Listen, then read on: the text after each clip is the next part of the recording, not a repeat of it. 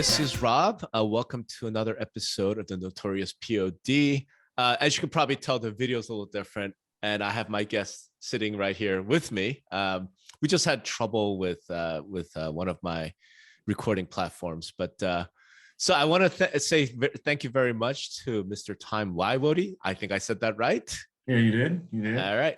And ignore the name on the screen. You know, it's not Dean, it's Tom. And, well, he'll take full credit for it, just to let you know. But I really appreciate taking time. And the origin of this was I wrote a post, I want to say last week, probably, just asking, out loud, like, why haven't construction costs gone down? And you left a comment that was just so in-depth, so insightful. And it's like, okay, I need to actually get Tom and see if we could delve into some of these things. And I remember you left the comment, the last line was, "Don't get me started." And I remember thinking, no, I actually want to get you started, because it's an area where there's a lot of different opinions as to what the reasoning is, but not a whole lot of real clear answers, at least from my experience from real estate, the average real estate broker and agent. And you have a background in construction, in millwork, in a lot of facets. And I thought, okay, let's talk to Tom. Let's try and figure out what's going on. So before we start, maybe a quick intro just for the audience of who you are and kind of your background, both in real estate and in the construction space. Okay. So my name is Tom Woiwode. I'm married to Christy Woiwode, and Christy and I are the owners of several businesses. Probably our largest is by far our real estate business. It's Coldwell Banker Access Realty. We have 13 offices in Georgia and South Carolina. We have a coastal set of offices that go from Beaufort, South Carolina, through Bluffton and Hilton Head, Savannah, Pua, Richmond Hill, on down to Brunswick and St. Simons, and then Kingsland, St. Mary's. And then we also have offices in Middle Georgia, Milledgeville. We have Warner Robins, Macon, Forsyth, and Cochran. So those are the offices that we have. And it's kind of a unique, diverse set of offices. They go from an average price, of 170 to, the Bluffton Hilton Head, which, is very high end. Right. So we have that brokerage. And then we also have had a furniture manufacturing company with my dad. He started it, and I've been helping him with it. And then a couple of years ago, we took it over. We build some boutique furniture, designer quality furniture. It's a brand called Seabrook Classics. It's all painted wood, very high end. We can't afford our own furniture. All American made, I would assume. Yes, all American made, and that's in South Carolina. And then we own this company called Savannah Millworks, which it's been a mill shop where my wife and I acquired it, and it's been in operation for over 30 years. And they do restoration work. They do high-end remodels. We are the supplier for these things. We provide crown, molding, flooring, millwork. We have a big CNC machine, makes custom doors. We have a cabinet shop. We also have a picture frame molding company within that. And so we do, we kind of have a lot of different facets of in the industries of all touched by real estate. So, right. And we've made it through the tough parts, and it's been an interesting time. And right now it's tough for a lot of reasons. But, back to your blog post, we did the, why is construction so expensive? Right. And one of the analogies you brought forth was, everything gets less expensive with efficiency. That's right. Computers get less expensive. Phones get less expensive. Cars theoretically get less expensive. But then there's that one thing that actually has gone up, and that's construction. And right. Why. Right. And that's kind of where, when I read your posts, I've followed you for quite some time, and I've read a lot of your posts, and you're very insightful. And so when you asked that question, I figured I had an answer to it. So I put it out there. All right. So let's start with that answer again. And I think it was so great. It was so insightful, because it seems to me like it's a mix of materials cost and labor costs. But at the same time, you had mentioned there are certain things that people don't really want change, Right. So give us the sort of high level thesis from your perspective on why. I mean, home prices being consistently high, that could have something to do with inflation. Presumably materials cost the same thing, but is there Right. something more fundamental than that when it comes to construction of homes? Well, so I think a lot of it right now that we're experiencing in Savannah and a lot of places is land. Right. Land is going up. They don't make any more of it, right? So land is a big component. You can't underrate that. I mean, Right. I've been on the planning commission here in Savannah for going on 9 years, and you know, we see a lot of infill development. Of course, the only thing that makes it worthwhile for a developer to do is either do a boutique hotel or a very, very small apartment building with lots of very small apartments, very, you know, small square footage. And so, you know, so that the developers are not going to spend the money unless they can make money, right? Right. So we've seen it starts there, but what I am seeing, and to your question, you know, why? So it starts with the trades, to me. Okay. You know, we've built houses pretty much the same out of the same materials for millennium, you know, for hundreds of years. Right. Everything is based around wood, the tooling, the trades, the crafts. It's all based around wood. Right. And so that being said, you know, there are some alternative materials out there that, you know, hardy plank, engineered flooring, PVC for exterior. You get a lot of that.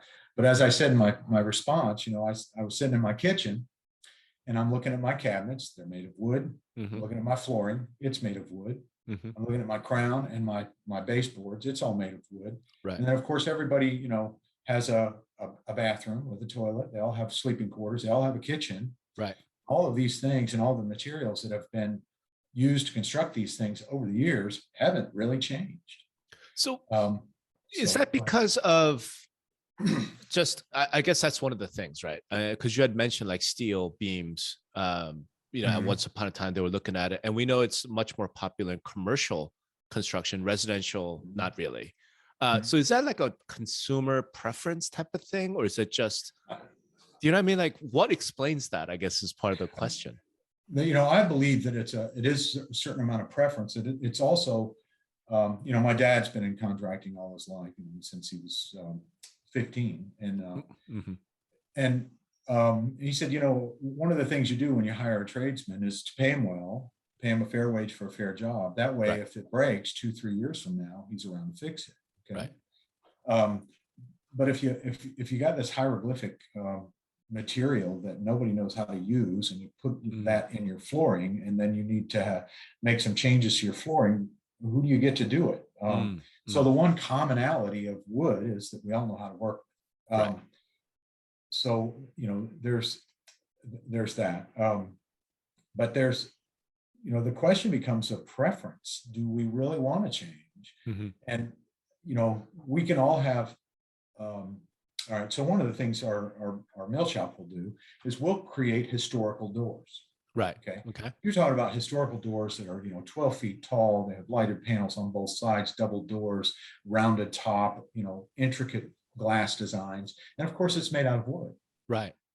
It was made out of wood 200 years ago. Right. When they want to replicate it, you know, yes, it's a bunch of lead now, but, you know, all the lead-based paint over the years, but we replicate it in wood. Right. Now, we could replicate it in fiberglass, but does that make you go, wow? Right.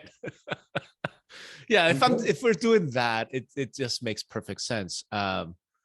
But now, you know, so I guess the question there becomes, all right, and especially because you have a furniture factory, you have millwork, so you have some like, had there really not been sort of advance in technology that, you know, maybe makes processing that less expensive, more efficient? You know, because that was my whole thesis, right? If you just look at everything in society, technology tends to make things more efficient.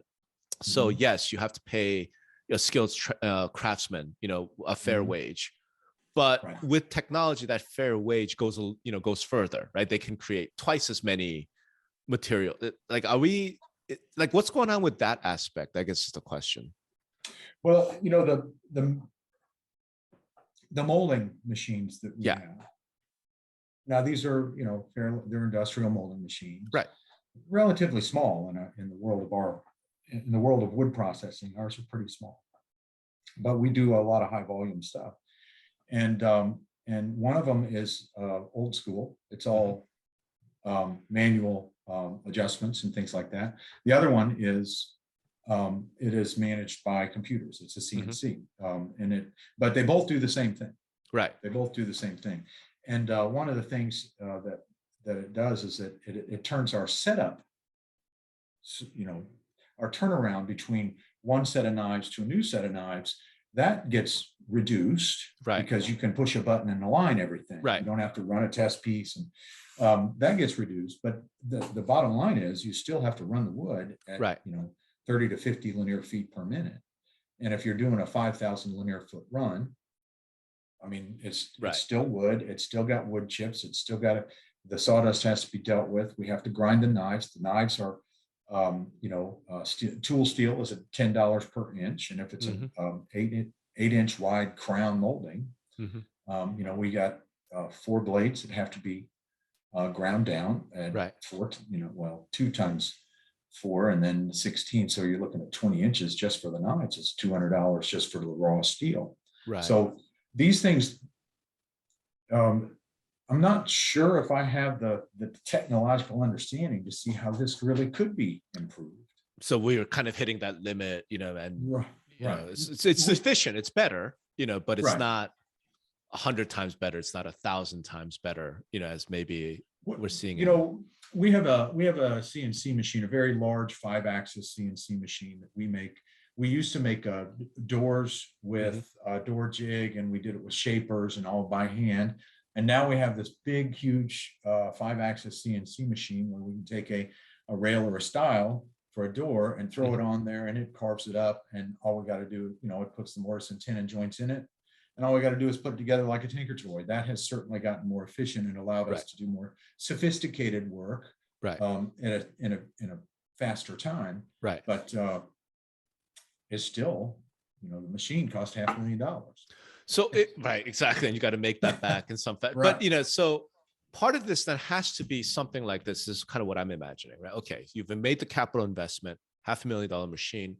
It does make, these, high-end doors faster.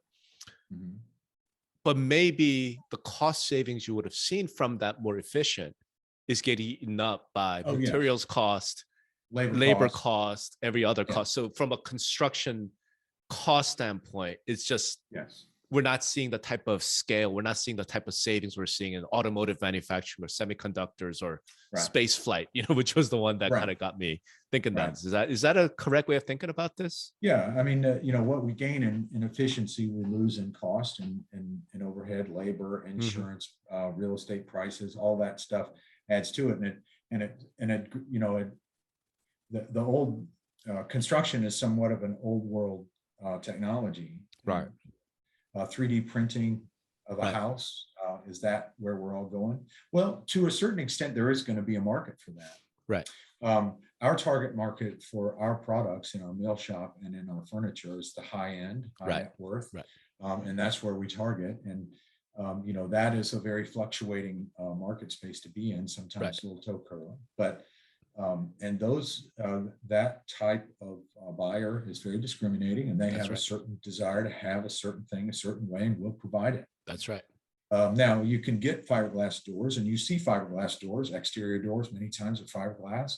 You can get interior melamine doors that are hollow core. Those are everywhere. They're ubiquitous. Right. But you can also get solid core doors. You can also get doors made out of sapele, mahogany, walnut, cherry.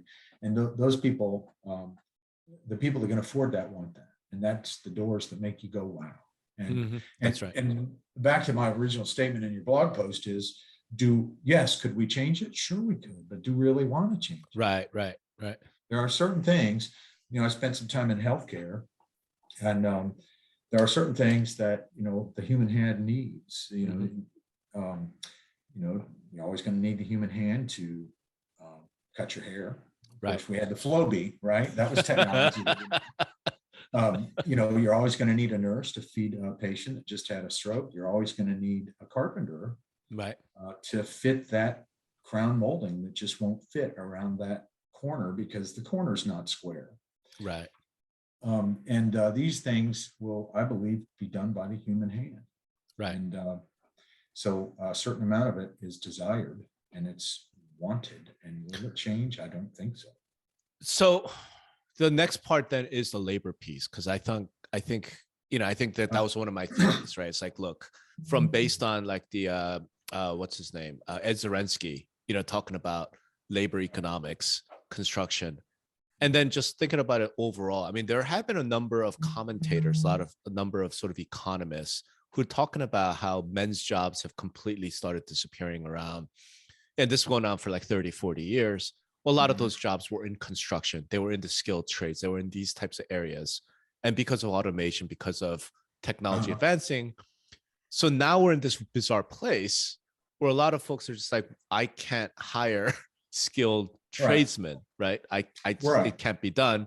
And you obviously have personal experience. Like, tell me a little bit about what's happening with labor, with the skilled trades, or with construction overall, right? So, all right. So I'm not a person that builds houses. Right. I'm a person that sells new houses. And I can tell you from the perspective of the new homes builder right now, I think I gave an example in the response to your blog post that right now, if I buy, wood is sold as a commodity. Right. The measurement of that commodity is called the board foot. Okay. So, a board foot is 1 inch thick and 12 by 12, 12 inches by 12. That's a board foot. So if you got something that's 1 inch thick and 3 inches wide, that's it'll be 4 linear feet equals 1 board foot. All right. Okay. So we buy it by the board foot and we convert it into linear foot when we mill it. But when we buying poplar, regular poplar for the furniture company last year was costing us about 90 cents to $1 a board foot. Okay. It's now costing $3.15 a board foot. So it'll be more than 300% increase. Right. So it'll $3.15 a board foot. Okay. One day, and then the next day it might be $2.95 a board foot, and the next day. So if you're making a 16-foot piece of wood, that's negligible. Right. But if you're doing a 10,000 foot run, you're talking something different. That's right. Our cabinet grade plywood was $42 a sheet last year. It's now $86 a sheet, and that's my cost. Right. More than doubled. Right. Right. So, if I'm building a piece of furniture that's 42 inches wide and they want to extend it, because we build it table wide, it's all table built. So if they want to custom, we can customize it. Right. So if they want to go from 42 to 50 inches wide, well, now we got to use 2 pieces of plywood.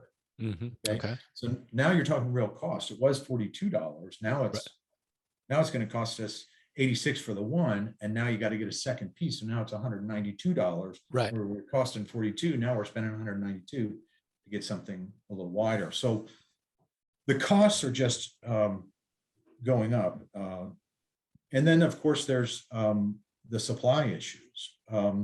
We buy hardware for our drawer slides, our drawer slides for our cabinets, our drawer slides for our furniture.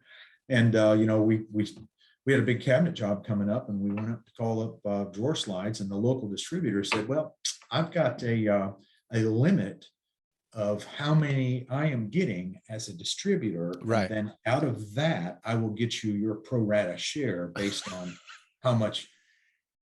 And so, our pro rata share was only about 30% of what we needed. So the reason why they're having that problem is, they're having problems getting it from the supplier because it's sitting on a container ship 5 miles offshore, 50th in line to get unloaded. Right. Now, fortunately in Savannah, Savannah, Georgia ports, they do a fabulous job, and we've had a few problems with that, but not as much as they've had in LA. Right. We've got a problem with supply. So now our labor issues, at some point, I've grown up in the trades all my life. I went and I got a nursing degree, and I appreciate education and all that. And my son's a mechanical engineer. But for some reason, it seems as though it's a societal issue where societal has not valued the trade. Right. Trades like, the plumber, the electrician, the carpenter. Right. And I don't know why, but it seems to be de-emphasized. I think it's cultural. The wood shop, the metal shop is no longer in the high school. That's right. And so when people get out of high school, the belief is they're supposed to go to college. And then what do? So it's very difficult to find a true tradesman. And when you do find one, they command a very high price. Right. And, I can find a CNC operator that is very computer and technically oriented. They have to have an understanding of wood, but it's a lot easier for me to find a CNC operator Right. than it is for me to find a cabinet maker. And when I do find a cabinet maker or a furniture builder, Right. their costs are very high because they know they can demand it. Of course. Right. Or they are old enough that they have a limit as to how much they can make because Right. they're on getting Social Security now. So they have to limit their work time. So it's a really odd situation to be in with the labor. So that's the piece. So maybe we'll talk about this offline a little bit after, Tom, but I had this idea like maybe 10 years ago, right? I was looking at the state of our education and our public and, some of the inner city urban schools. And I'm like, a lot of these kids, they're never going to be doctors and lawyers. They're just, that's not how they're geared. Why not the trades? And I actually thought specific about furniture. Because at the time I was living up in Greenville, South Carolina, I knew just across the border, there was this huge, or there once was a very large furniture, Mecca. Industry up in North Carolina. I said, why couldn't we somehow figure out a way of having interns, almost like a special type of high school, like how they have these performing arts high schools? Why couldn't we have a vocational high school where we could potentially offer these kids a way into the, blah, blah, blah. And I thought that would drive prices down, et cetera. One of the things that I heard about it is that those kids don't want to. That, so I guess I'm asking about pipeline. Okay, like, yes, you have these master craftsmen who've been building furniture for 30, 35 years. Presumably, there's got to be a pipeline of younger people coming in because it pays extremely well, right? I mean, it sounds like it's an amazing job. Like, why aren't we seeing that? Like, what's your experience with that? I just shake my head. I'm born and raised in Central Illinois, and where everybody's either a farmer or a contractor. And right. Unions have been that kind of pipeline. Because unions pay well, they have apprenticeship programs, but it's a different mindset. Georgia's a right-to-work state. We don't have a lot of trade unions. We don't have carpentry. We don't have electricians. We don't have plasterers. It's a world I grew up in, and I'm not quite sure why. My son. So I have one son that he was built for school. He loves school. That itch that can't be scratched. He's got his master's in mechanical engineering. He's working on his MBA. Now he's thinking about going to law school. Then I have another son. Haven't called me about going to law school. So I have another son that was a baseball player in college and soon found out that you can't major in baseball and didn't like college. And so now he runs one of our molders. He went over and worked in our furniture shop, and now he's becoming very, very good at what he does and truly enjoys it. And it's a world that he never really was exposed to because he had no interest, because I think that the college prep world he was in didn't expose him to it. There is no shop. There is no metal.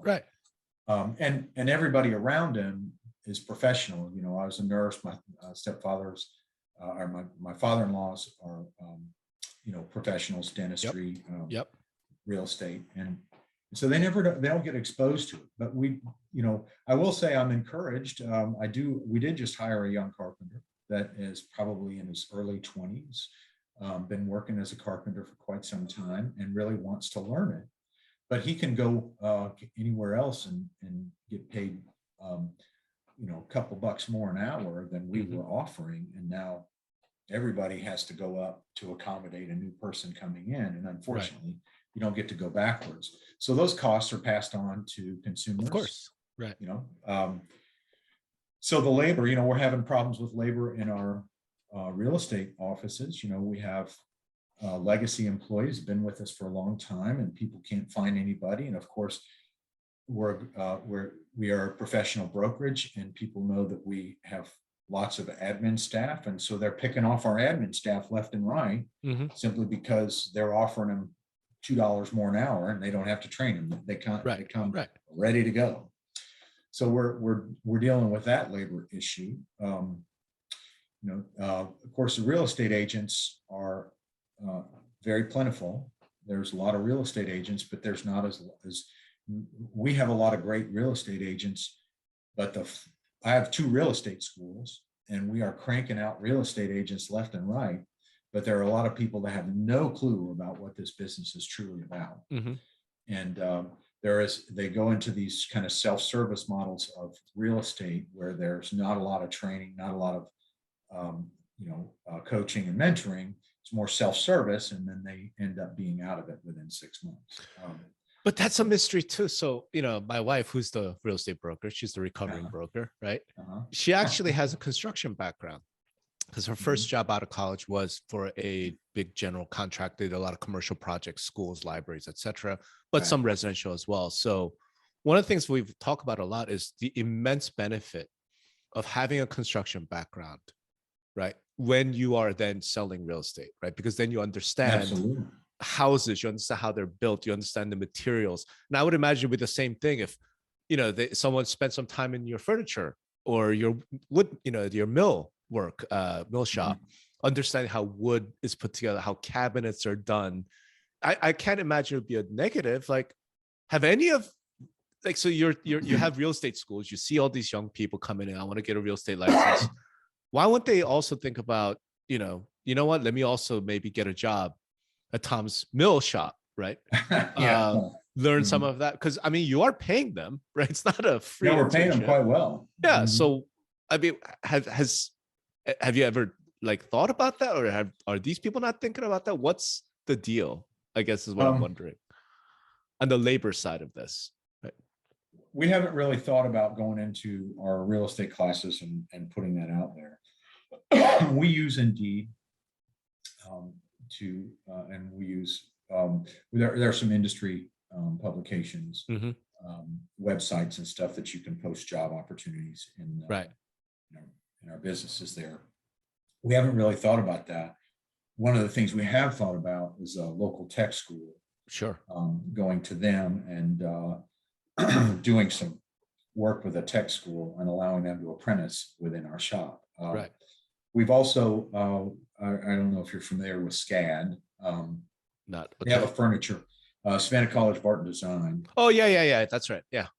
They have a furniture design component. And one of the things that SCAD does really well is they try and help them monetize their art. There are a lot of art schools out there that teach them how to do art and appreciate art and all that goes with the art, but they don't teach them how to monetize it. Right. And SCAD does that's one of their focuses. How do you monetize an artist? Excuse me. And so we've considered approaching them and asking them if they have anybody in the furniture design or that would like to come and work, because we have all the sophisticated machines they need to make any kind of furniture they want to make. And, so one of the byproducts of being able to do that, you get to use those machines, right? Right. So we've done that. We've got issues. We do OJT everywhere we do. On the job training. Yeah. Yeah. We do it in our, our philosophy is this in our real estate company. Give me somebody, if you got a personality, you got a great attitude, and you don't know how to, you're typing, hunting and pecking, typing, we'll teach you everything you need to know. Right. We can't give you a great attitude. Right. But if you got that gets your door open. We don't really care what their background is. We'll teach them what they need to know. And we're getting to that point in our mill shop. However, tradecraft takes years to really become good at. Right. Hence why it's called the skilled trades. It just is. But, we're talking about real estate and construction. We have new builders in our area right now and I'm sure they have them everywhere. They're bidding on a property. They're getting a sales price and a contract purchase and sale agreement on a property that's not coming out of the ground yet. And then when it starts coming out of the ground, all of the inflation in the prices for the materials has gone up to the point where they can no longer build it for the agreed upon sales price. Right. Their now cost exceeds that. And it's really putting them into a bad situation. And, of course, our Georgia GAR contracts allow for a certain amount of that, but the reality is not only are the material costs going up, but the labor costs are going up, and then the delays that are really through no fault of anybody's other than the supply chain issue. That's right. Right. And the demand and a demand issue. You know, in our furniture company, we have had a lot of demand, and a lot of people are asking us where it's built. It's a very important component. Where is it built? Is it American made, or is it built in the United States? Right. And a lot of people are asking us about that, and that's a selling point for our furniture, is that we are American made. But I will tell you this, you know, remember Hickory, North Carolina, right? Hickory, North Carolina, where all of this is the furniture capital of the world at one That's right. time. Right. They have big showrooms for Lazy Boy and all this other stuff. And about 5 years ago, we were asked to come to display our furniture in a section that was devoted to American made furniture. It was just companies doing American made furniture. And so we took all this stuff up there and figured we would get this little tiny space in this vast area. Right. Well, you're talking 15, 20 buildings full of furniture makers. We had an entire floor that was 30% filled. Oh, wow. So they're just going out of business. It was that there just wasn't a lot of people to choose from that had true, you know, American made furniture. Right. And so American made furniture, American made anything is becoming very important to, and will it last? Who knows? It didn't last back then. It was very important 5 years ago. It didn't last. We'll see if it's been sustained now for about a year and a half. We'll see if it sustains itself. Right. Right. But, you know, I know this is, you know, one of the things, my background is I'm ADD. I was a nurse for a while, then I became a broker, then I started building furniture. Now I'm in a mill shop. But what I've experienced is, and that was how the blog post that I responded to, you know, you said, why isn't it construction going down? And the answer is it's everything. Right. It's material costs going up. It's labor costs going up. It's delays in supply chain. Right. Delays in supply chain mean that you can't get the part when you need it. And while you're waiting for that part, everything else is going up around it in cost.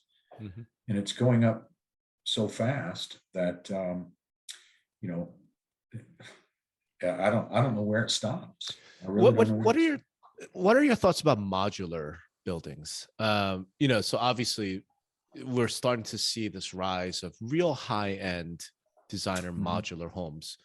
And I think it's primarily because of this difficulty with finding labor. You know, if the material's expensive anyway, maybe we just all build it in this giant factory as opposed to, you know, trying to assemble it on site with, you know, unknown quality of craftsmen and whatnot.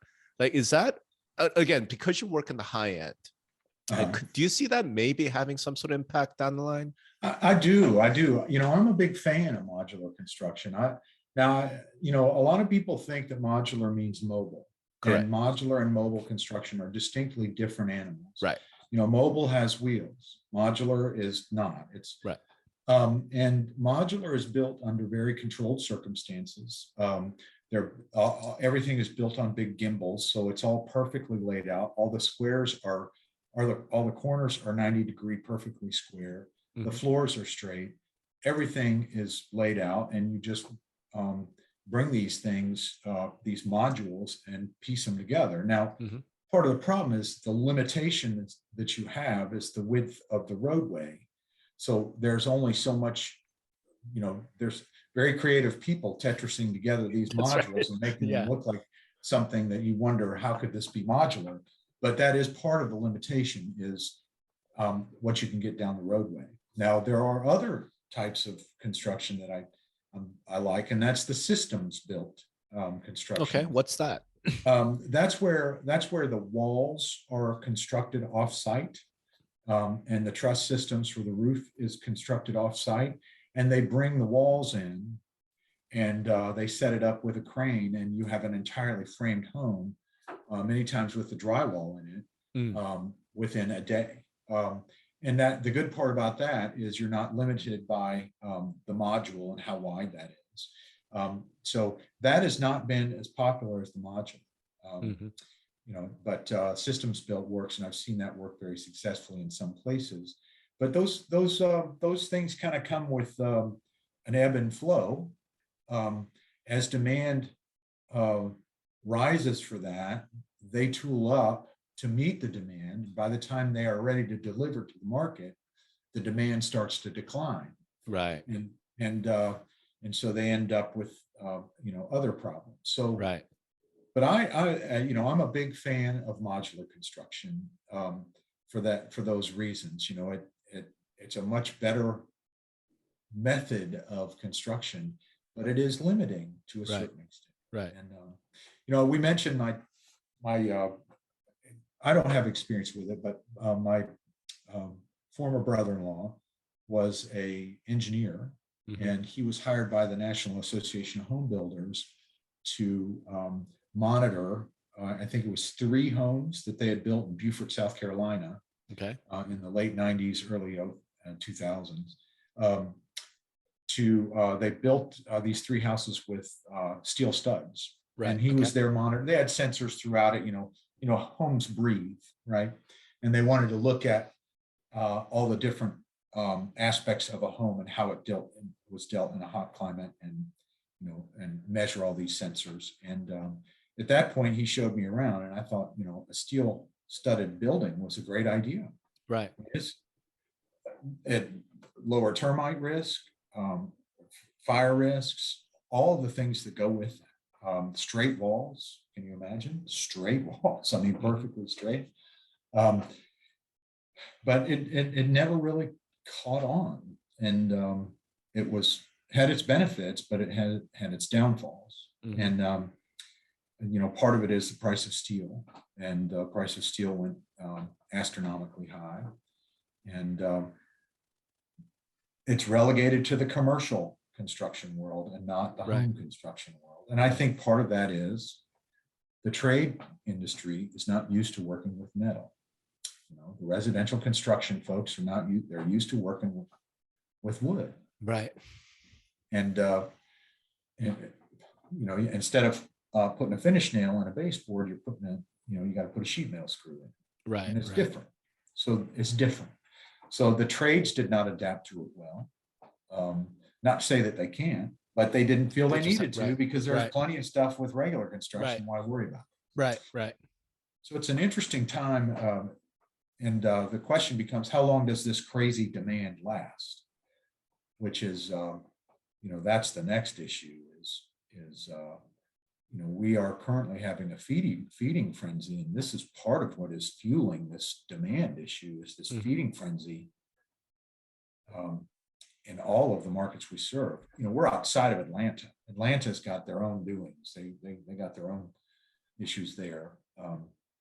But they seem to be wanting to come to these mid-sized cities like Savannah, Warner Robins, even small cities, Warner Robins, Macon, and get away from the urban centers. Yeah, absolutely. Yeah. Honestly, if I were moving to Georgia, I think Savannah would be the only city that I would consider. Really? Yeah. I mean, I like South Carolina a whole lot, but Georgia, I'm not a big fan of Atlanta. The traffic is pretty awful, I got to say.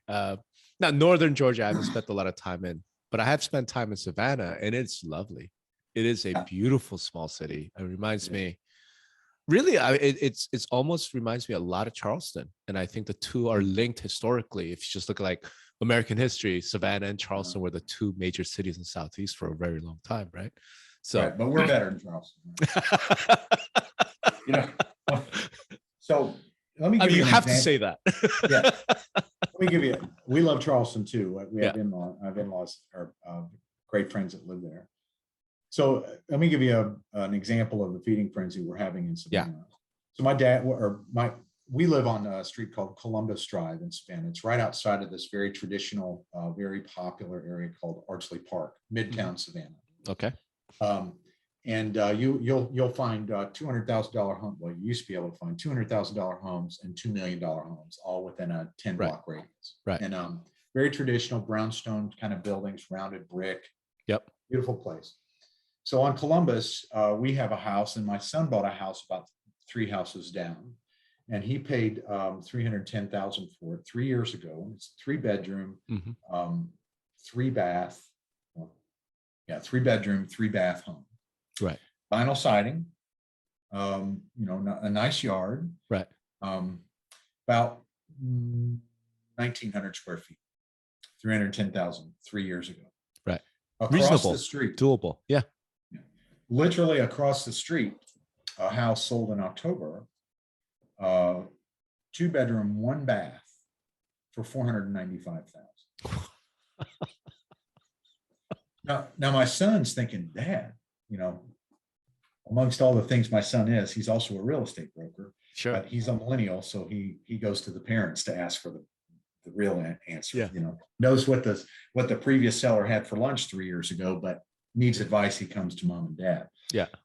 And he's like, that puts my house probably at about 600,000. I said, probably, if somebody would buy it, which right now somebody will. Somebody would buy his house for 300. In 48 hours, probably paying cash. Right. Yeah. Right. And I said, but okay, so you're going to sell it, but where are you going to go? That's right. Where are you going to can you replace what you have for 600,000? And the answer is no, you can't. Right. Especially being, his first child on the way, being 3 houses down from mom and dad. Yeah. No, I would not recommend, just from a lifestyle standpoint, don't do it. Right. So the people that are coming in and paying for $495 are generally from outside the market, and they are crowding local buyers out of the market. Right. And the sellers that would like to sell, or if they aren't moving out of town, which many of our sellers are moving out of town, where do they go? What do they do? And the answer is they stand around with their hands in their pocket, hoping things will slow down. Now, with interest rates starting to creep upward, we are seeing a chill in the market. Will it last? I don't know. As I tell my agents, we all have a recollection of about 5 to 7 years, our consciousness out there. Yeah. So a lot of these millennials going into buying a house, they've been conscious, aware of their surroundings. I don't want to be by any means say bad things about millennials, but they weren't paying attention to interest rates when they were 19. Right. Now that they've been out in the world and they got a job and they're starting to pay, they've been paying attention to interest rates for the last 4 or 5 years. They've been 3%. Right. And there's almost an entitlement to a 3% interest rate. That's right. And if interests go up to 4.25, which they're on their way, right, it's going to be a rate shock right, for a lot of people. Right. And you remember, well, my parents bought a house in 1980 for a so it's 19%. Yeah. Yeah. Right. Almost a credit card rate. Yeah. Right. And so there's going to be a rate shock for that buying public. And last year I was president of the CMLS, and I went to Las Vegas to the CMLS there, and there was an economist there that had some really insightful statements about millennials. Right. Nobel laureate economist. And he said, in the next 2 to 3 years, there's going to be about 8 to 11 million people turning between 28 and 32, which is the wheelhouse of buying a home. And 84% of all of those people think that the biggest path or the best path to future wealth is to own a home. Right. So there's 8 to 11 million people crushing the market right now, and they can't buy it because the market's getting too high. Right. And they're looking at interest rates of 3%, and they're thinking, my goodness, what are we going to do? It's going to go up to, God forbid, 4%, maybe even 5%. Oh, yeah. And what are they going to do?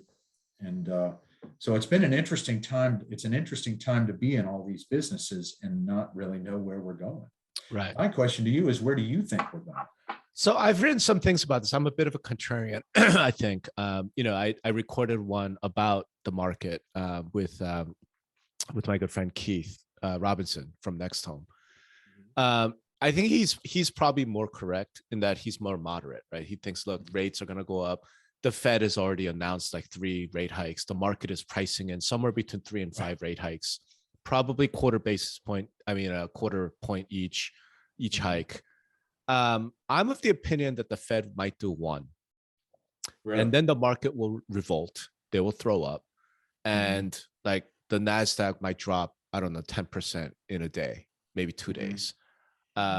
There are a lot of companies that I think are zombie companies in our economy right now, where if they can't roll over their loans, they go out of business. And we start seeing layoff numbers in the hundreds of thousands, and the labor market's not healthy to begin with. And I think the Fed's going to blink. Not only that, but I don't think, so there are a number of people, economists and analysts, that are out there. And I think economists are one thing. I think market analysts are another, because these people have to put their money where their mouth is. Right. It's not an academic subject. Well, I think rates, like, no, you're making investment decisions, providing investment advice for what a hedge fund ought to do with $18 billion based on your call. And a lot of them are starting to say, look, the Fed is now caught in this position where if they raise rates significantly, then the federal government, like the United States federal government, can't can't spend any money. But if they don't raise rates, then inflation is going to kill everything. So you're caught between this real rock and a hard place. Right. And what I've heard, and this makes the most sense to me, what the Fed wants to do is like raise rates very slowly, or jawbone about raising rates, so that the market will kind of sort of thread that needle. I think that's what they're hoping. I don't know. My personal take is I don't think real estate's going down for the foreseeable future, because I think real inflation is not 7. I think it's more like 15%.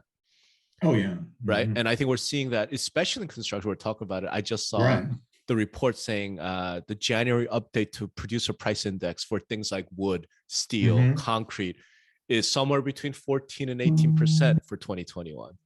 Right. Okay. Well, home prices, as we know, about 18%. Right. Rents are up somewhere between 14 and 25%, depending on the market. And I'm going, look, the CPI, a third of your expenditure is housing related. Every single sector in housing, rents, sale price, and construction costs are all up somewhere between 14 and 18%. There's absolutely no inflation is anything less than 15%, right? Well, the CPI is a lagging indicator. Correct. And, one of the things that me as a business owner, I have leases that are tied to CPI. And so everybody's rubbing our chins thinking, okay, the end of 2022, what's the CPI going to be? What are my leases going up to? That's right. And so everybody's, it's almost like everybody's going to put their hands in their pockets and wait. That's right. And then things will happen because people have their hands in their pocket. One of the things that we struggle with, I think I am a contrarian also. So that's one of the reasons why I read your blog, because you think out of the box. And but I lost my train. One of the problems with I lost my train. It'll come back. No, but what that cuts is this. So this is what I've been advising, like brokerage agents on the ground. I'm like, look, if you're a broker agent on the ground, then you don't need to be thinking about blockchain and crypto and NFTs. You need to be thinking about interest rates, inflation. And I'm not saying you need to be an economist, but it seems like a no-brainer to go to anyone who has any money. It's like, listen, don't buy that expensive truck. Buy a house. Right. It's actually almost at a point where I almost feel like, and again, my kids aren't in this position, but if you are trying to choose between a private university at $60,000 a year, or maybe community college, maybe take that 60 grand and think about putting a down payment on a duplex. Because I don't see real estate going down. I just can't see it. Like none of the numbers, none of the things. Now, what people have said is if rates go up, we're going to have this huge drop in buyer demand. And I'm kind of like, yes and no. Like, yes, there will be a huge drop in buyer demand, but demand is not demand in terms of desire is not the problem. As you pointed out, the Right. economist mentioning 8 to 12 million people, Mhm. they want to buy a house. Yes, yes. Right. And people have been wanting to buy houses for about 50 years, if not longer. Mhm. The question is whether they want to buy a house. The question is whether they're able to buy a house. And the answer to that ability has been no for at least 2 years Mhm. and probably longer. Right. So But so again, so you go on the millennial and Gen Z type, of areas of the internet, and you just Mhm. see massive anger. You see massive depression. You see a lot of these 28, 30-year-olds, because they're not kids anymore. And they're saying, my wages haven't gone up. Right. well, they're And going up if they're working for me. right. And this goes full circle. I'm like, well, maybe don't try to be like a social worker. Maybe go work at a furniture factory and learn how to be a Mhm. carpenter. But, again, they're not thinking in those terms. So therefore, I don't see home prices going down, and buyer demand in terms of retail buyer demand might drop. What I'm suspecting is I think institutional funds will step right into that mix, into that void, because it doesn't matter if rates go to 10%. Right.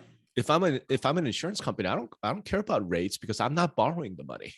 I have Mhm. cash I have to invest. Let's go pick up a bunch of houses, even Mhm. a single family residential, right? And we'll rent it out. Rent's going up 14% a year. It'll keep pace with inflation. And then when the market conditions change, we could just sell it. And we'll have kept our purchasing power. I think this is what's going to happen, which is why I'm like, you know what? I would at this point seriously think about paying 7% fixed rate 30-year, right? I'll Mhm. pay 7. Give me a Mhm. 30-year fixed rate, because I think the That's true inflation is 15, and I fully expect that to pay off. So if I'm a young person today, if I weren't already a homeowner today, that's what I would Mhm. do, Tom. I'll go borrow hard money. I don't give a crap. Give me a fixed Mhm. rate loan for 15 to 30 years. I will buy whatever I can afford, and it doesn't matter if it's a shack, the Right. outskirts of town.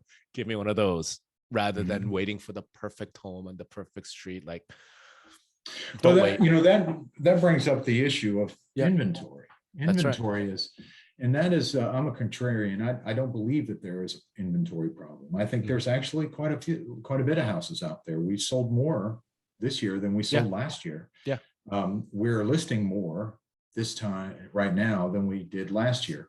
They're going off the market. Mhm. Literally, our average days on the market is from list to under contract is about 3 days, Mhm. and that's average. And Right.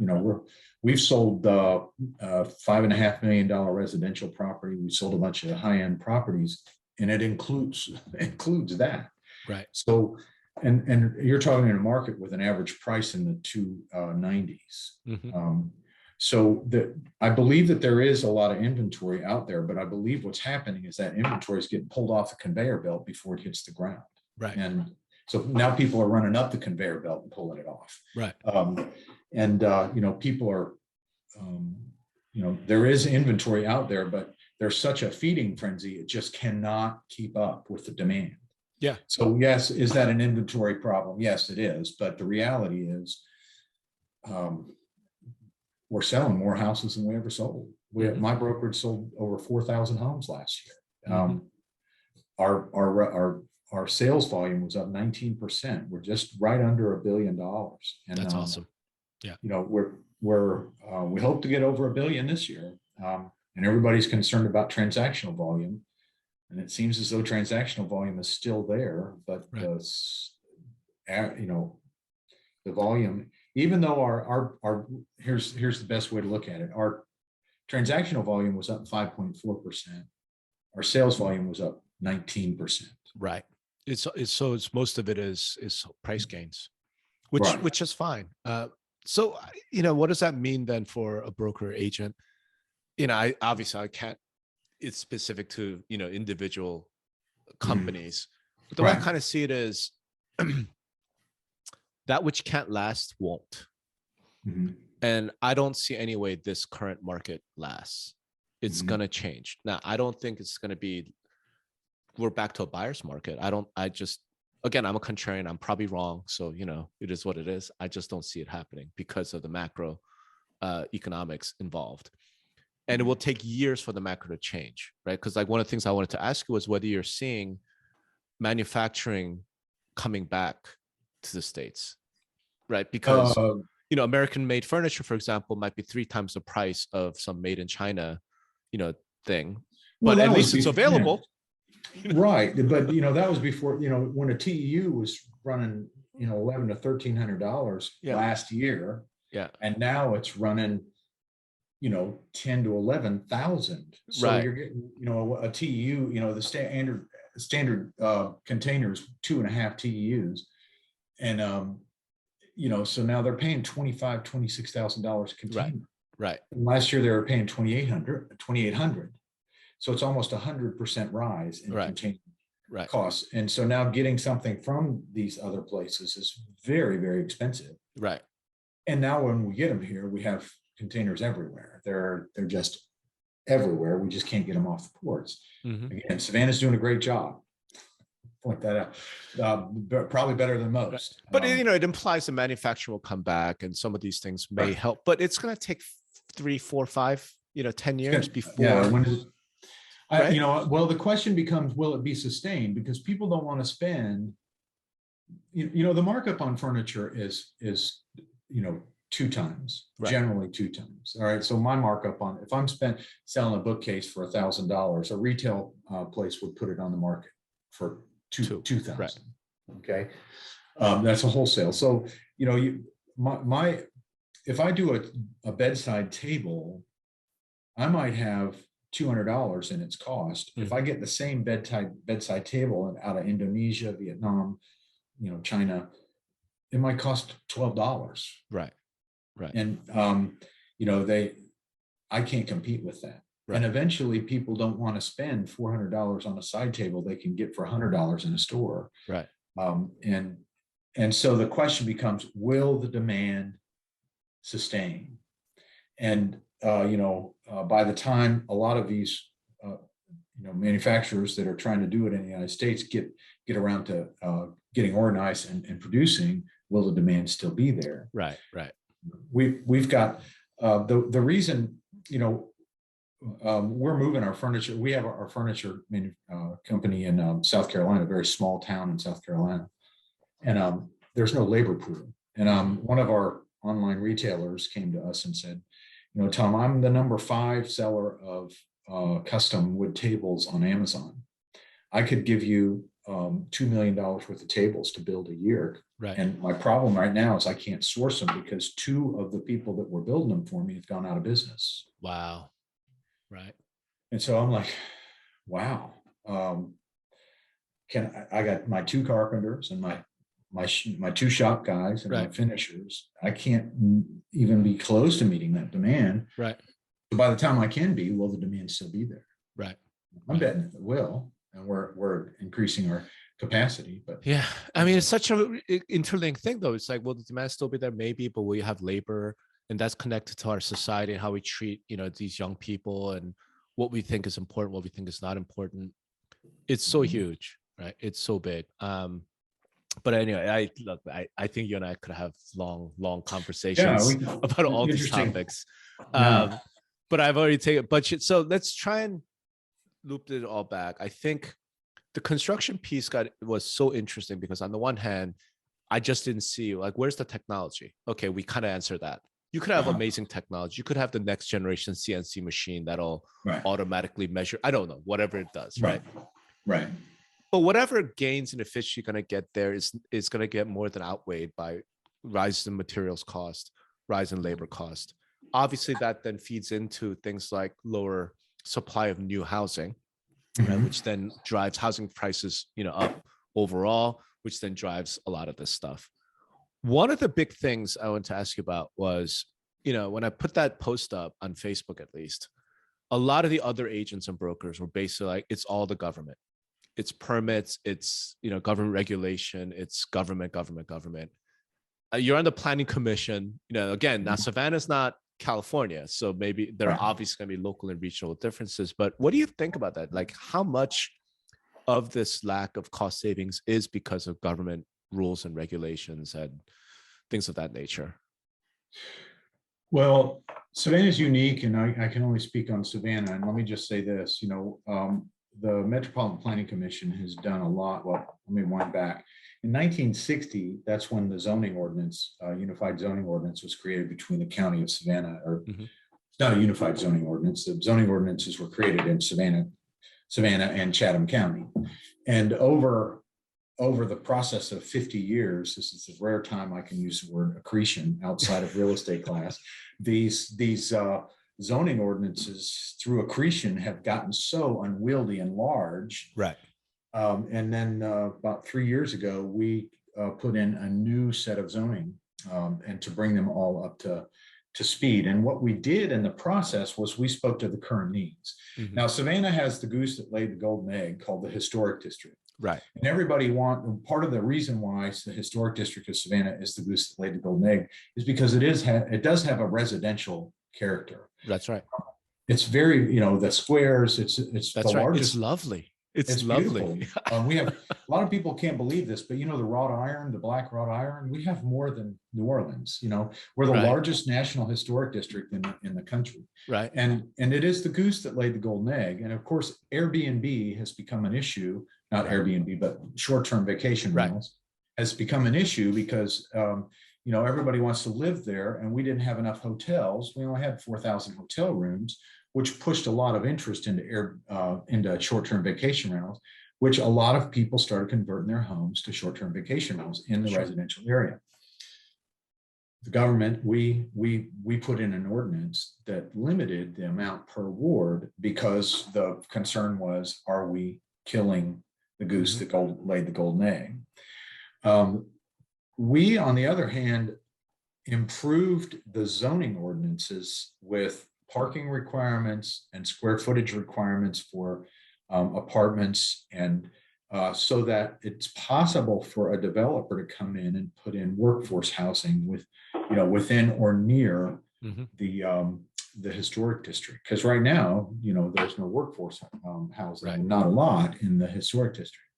And so in Savannah, we've actually created zoning that will promote the more efficient use of land in such a limited land area, so that developers will have an alternative to building a boutique hotel or a commercial development or something like that. So now, that being said, you still got to build it. You still got to pay for the materials. You still got to have the interior that people are attracted to. We know that value is subjective, right? And you still got to have all that. So will it reduce costs? No. Is it the government? In this case, to me, the government's getting out of the way. We're saying let's right. And so there's that. There's a lot of multifamily being approved.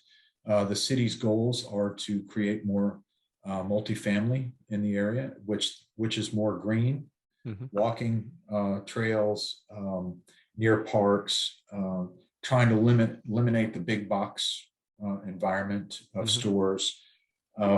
So there's a lot of push towards that. So I believe in Savannah, if anything, government's trying to get out of the way. Now, that being said, we just did a large commercial tract of land where I could say that it was the government getting in the way, but it wasn't the local. That was more federal, and wetlands delineation and all that goes with wetland delineation, especially in a low country area like Chatham County, Georgia. Right. And unfortunately, that was created by a federal judge in Arizona. Changed the wetlands delineation nationwide. We thought that was odd and ironic that a federal judge in a desert state would have a lot to say about wetlands delineation in Chatham County, Georgia, but they did. And so there's that. We are experiencing in Savannah, the ports are just outlandishly growing. Right. The Georgia Ports Authority is probably one of the most well-oiled machines in the state of Georgia, and they have a partnership with the government. They're private industry, but they have a partnership, and they are fabulous, very forward thinking. And that has created a big problem with land because the cost to get a container off the ports and to a warehouse is referred to as drayage. Yeah. So drayage costs, if you're way out in the count, way out away from the ports, costs are higher. The drayage costs are higher, Of course. but land is cheaper. So it weighs up, in close, you've got higher drayage cost or lower drayage costs, but very high cost in land. And you ever been to Chicago? Yeah. Okay. Have you ever driven into Chicago, like, from I-55 coming in? If you ever drive, just to let you I want to say I drove from New York to Chicago to visit my girlfriend at the time during like spring break. So I don't know if it was I-55, but it was a long time ago. I mean, it was such a long time ago. I'm born and raised in Illinois. Yeah. And so you drive from Peoria, Illinois to Chicago. And when you get close to Chicago, because you're on an interstate, and on each side of you are these huge warehouses. Right. They're just massive 1 million square foot warehouses on both sides. Right. A line of trees and another one, a line of trees and another one. And it goes on for miles. Right. And as a planning board member, my concern is that we're going to look like Chicago. Right. If you're coming in on I-16 or coming up I-95, you're going to see nothing but warehouses, and Savannah will be surrounded by warehouses. Right. Design, I've always said, if you're going to design it, put a little creativity in it, right? Right. You don't have to make it a box. Right. Certainly make it a box where you can't see it, but where you're going to see it on the road, make it look like something nice. Sure. It doesn't cost that much more.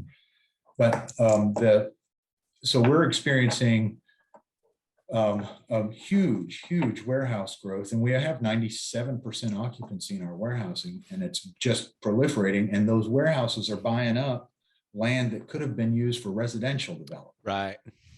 Because land is land, and everyone needs it. Office, residential, industrial, right, whatever, retail. And yeah. So we have a lot of things getting in the way. And is it government? My experience is not really. It depends on what side you're stepping on. If you're the person that just bought that $17 million tract of land, it's the government that's in the way. If you're the developer that's trying to build some workforce housing on a very small historical lot, the government's allowed you to do that because 3 years ago you couldn't. I think it's a hodgepodge in Savannah, and we'll see how it goes. But it's an interesting time to be on the planning commission. What we see, I bet. Just out of curiosity, and I asked because I'm in Las Vegas. Logistics a huge industry here. Those 1 million square foot warehouses were surrounded by that as well. And I've always wondered, why can't you put apartments on top of those? You could. Right. I don't know why you couldn't. But it felt like a zoning thing, right? Like if you have a warehouse, it's industrial zone, you can't have residential there. I'm like, then just change that, right? Can't we have like a big, ginormous Amazon warehouse? It's already ginormous. It's already looks like whatever. Just put 2 or 3 stories of apartments on top of it. And a lot of the Amazon workers could live there. I mean, you're taking up the land anyway. Like, why not? Like, in Savannah, we have a bonus story. If you have a residential development, you have a height limit of 4 stories. That's part of because nothing can be built above the dome anymore. But if you have commercial on the main floor, then you get a bonus story, and you can have 5, 4. Okay. If you're in the opportunity zones, you can have a corner store and then residents on the top of it. Okay. So there are ways of doing that. I will tell you this: we just had in our last MPC meeting, we just approved a multifamily development in taking over the parking lot of one of our only busy mall that we have, which is the first time I've seen that. And there's one other place they're doing that in the United States, and one of them is in Chicago, where they are taking these malls that are dying. And this happens to be one of the anchor stores, Sears, that has been closed for 4 years. Right. And they're going to make that whole area, a section of the mall, apartments. Which makes sense. Sonny's been talking about that for a while. We've been talking about since Greenville. It's like, what are we going to do with all these malls? Like, they should be residential. Yeah. Right. And we the developer actually found a advertisement from the 60s when the mall was being built, and it was actually live, work, and play. That was the original idea. Yeah, of course. To build multifamily in the mall and put shopping and places to work all within the mall, but it ended up being just a retail establishment. And now it's an interesting thing that's starting to happen. We did approve it in Savannah, and they have to go through the motions of getting everything, but we approved the zoning and we changed it from mall, which again, there's government getting out of the way. Well, hopefully more governments will do that. Listen, you've been very, very generous with your time. And like I said, I'm really grateful because I wanted to just talk about it. It's not like you're not going to figure out the problem of construction costs. It's not like you're not going to figure out inflation and monetary policy. We just know that it's all interlinked. It is. And I think I don't know to the extent the takeaways. Way I kind of see this is for a broker agent on the ground, I think the biggest takeaway is understand what's going on with these expenses and costs, because you need to be able to advise your clients based on that. I think in the short term, understand the sales price probably won't be the sales price if it's just coming out of the ground today. That's right. And then I think maybe at the more sort of the MLS board, association leader, brokerage leadership, I think at that level, I think people should start paying a little bit closer attention to some of these macro factors, some of these major mega trends that are happening. And I don't know that anyone has the answer, but at least if you're following it and, paying attention to it, that can only help you. For policy and government stuff, I mean, we got to get creative, right? Like there's no solution. There isn't like, hey, we're going to raise rates a little bit and this is what's kind of like, I don't know that that's true. I think we're in really uncharted territory right now. And hopefully that's something that, our leaders will get around to doing some of, because look, I mean, one of the biggest things across the board is labor. Yes, it is. And, and I think, I don't know, there's a part of that feels like I would love to see Mike Rowe, the guy from Dirty Jobs, and he's really been pushing trades. Like I would love to see that man like run for president or something. Not so good to win, but just to get the message out to the public, right? Like we have to make these jobs more glamorous. I don't know, but maybe locally, to your point, hey man, great, good for you that you went to college and you have your degree and whatever, right? If you just kind of worked as a entry-level apprentice carpenter, and in 10 years time you're going to be a master carpenter, you're going to be making, you're going to have all the you're going to afford houses, you could get married, like all those things are possible. Maybe think about that. You know what I mean? Like we have to do I wish on another podcast, maybe, I don't know if you've had one, I haven't seen that. Your thoughts on the changes within the NAR with the buyer brokerage fee, and how that's changing. I had that with I've been having that conversation for years, but we'll talk about that at a fascinating. Let's schedule another one. And since you are also the president of the MLS, I'm not president. I'm past president. Past president, but at least the space, the issues. And as past president, now you can speak a little bit more freely. So maybe we'll have that conversation. All right. So once again, Tom, thank you very much. If people want to get a hold of you, how do they find you, Tom? Well, I have my website, my CB Homes. My mill shop is Savannah-Millworks.com. And our furniture shop is Seabrook Classics with an S.com. And I actually publish my cell phone. So it's on the website, mycbhomes.com. I have my profile. They can search it. I will tell you this. There are actually 3 Tom Woiwodes in the world. One of them was past president of the Sierra Club. One of them, and they're all related. One of them happens to be the CEO of a biogenic biolab or bioengineering lab in California. He has a PhD in bioengineering. So I was on the short list for the IQ. So there are different Tom Woiwodes out there, but I'm the real estate Tom Woiwode. So look up Savannah. That's where you'll find That's us. right. And I tell you, I have to make my way back to Savannah at some point. Yeah, spend you some real do. time there. And You would love to see absolutely you do. in person. Yeah, come by. right. We'll show you a good Savannah time. It's Wonderful. There you Wonderful. go. Well, thank you very much. And My thanks pleasure. for listening to our readers. All right. Yeah. Bye now. Bye-bye.